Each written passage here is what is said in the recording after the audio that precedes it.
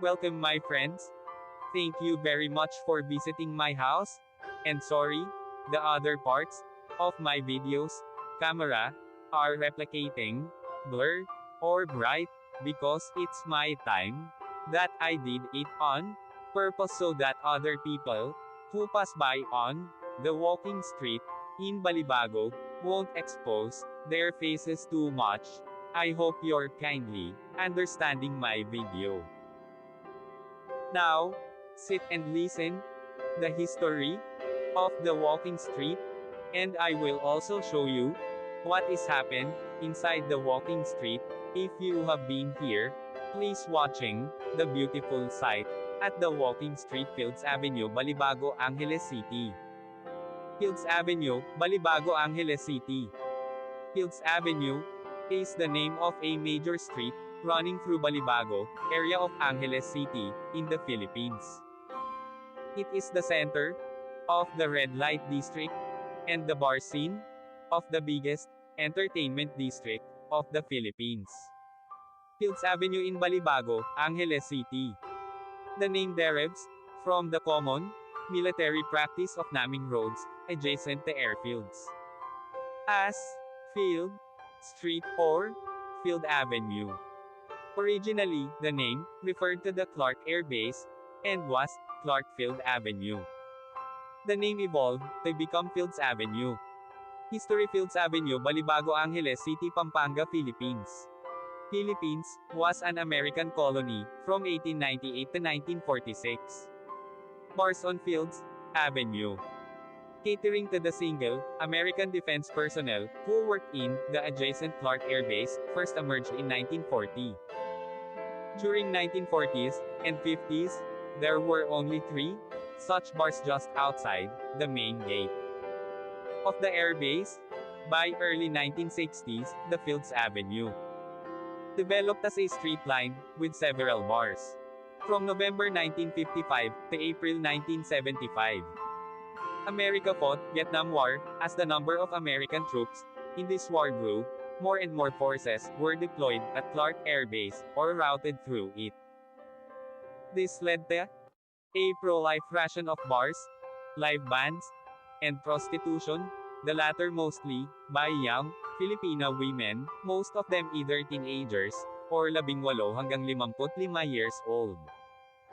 By the 1970s, there were more than 150 bars and prostitution joints along Fields Avenue.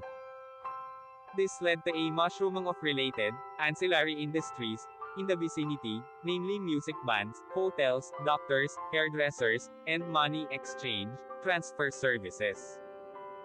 In its heyday, Fields Avenue provided direct or direct employment to nearly 20,000 Filipinos, including plumbers, electricians, and security guards. In the 1980s, though the American presence remained steady, the bars and prostitution shops continued to proliferate. Many bars and prostitution dens were owned by Americans, as well as local politicians, thus leading to a nexus between the locals, politicians, and American military and ex-military personnel. With the withdrawal of American Defense Forces from Clark in 1993, many of these establishments changed hands, but continued to do business. As Clark was turned into a special economic zone, SEZ, these bars and prostitution joints changed their clientele to suit their new customers, Japanese and Korean businessmen. Restaurants serving food from these countries began to appear, and signboards in these languages were put up. The period from 2000 hanggang 2010 saw further expansion of these joints, as the area was relabeled as an entertainment district. While prostitution was officially banned, girls working here were simply redesignated as guest relations officers (GRO), and prostitution continued in practice. Since then, bars and prostitution joints have continued to proliferate and expand. The extent of these establishments has continued further on both sides of Fields Avenue, and many smaller streets of Fields Avenue also sport smaller such establishments. In 2010, a section of Fields Avenue, at the end where it meets the MacArthur Highway, was named as Walking Street, mimicking Walking Street in Pattaya.